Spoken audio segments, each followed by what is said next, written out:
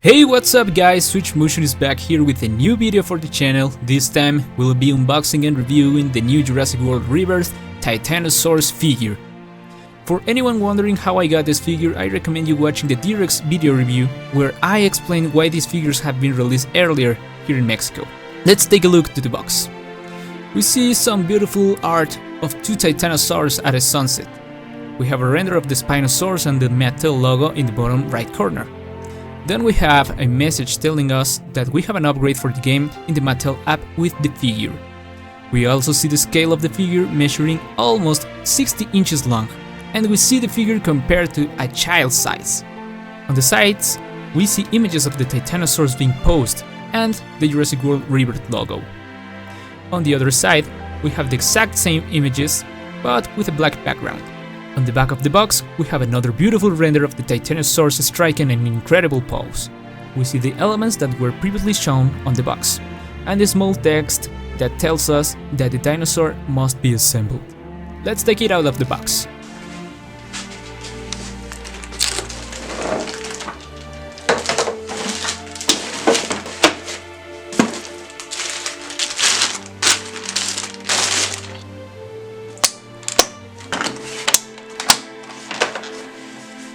Okay.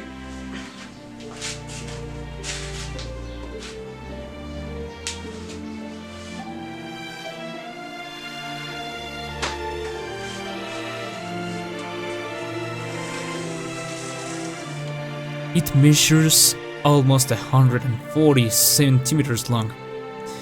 Probably more if we lower its neck a little bit, but at least from what I've seen so far, it is the largest sauropod in the line. The sculpting and paintwork on the figure is impressive, and it reminds me a lot of the patterns on a zebra. Its head is pretty strange, but the paintwork reminds me of an exposed skull. But it looks really cool. The inside of the mouth has a great detail. Then it has details made of a rubbery material that reminds me of elements from dragons from How to Train Your Dragon. These striped patterns look great in person, and I think from all the sauropods, this one has the best coloring in this line. Although we have a little issue with the nails because they have no paint. At the beginning of the tail, it is also this rubbery material that are like orange stripes and give this dinosaur a pretty nice look.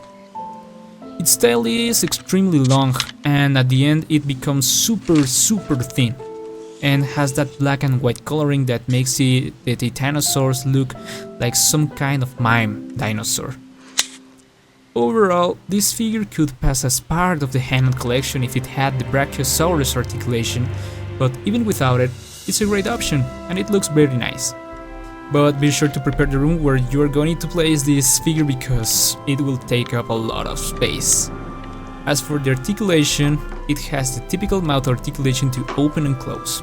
It can rotate its neck sideways, it can lower it, although with a limited range, and it can raise it very high. Its legs can move forward and backwards like other sauropods. The tail has a ball joint that allows it to move in any direction you want.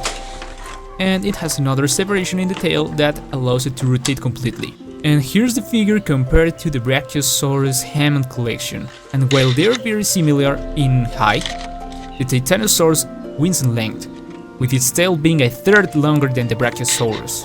Without a doubt, this figure is one of the best sauropods currently available, and I totally recommend getting it. Here in Mexico, it is a little bit more expensive than usual, but it should arrive at a good price in the US and other countries over time. The figure should be releasing this June 1st everywhere, so keep an eye out on the stores. Without further ado, I would really appreciate a like and a comment from you talking about the figure. Would you buy it? I'll be reading what you say there. Subscribe to the channel and stay tuned for more Jurassic reviews. I'm SwitchMotion, and I'll say goodbye.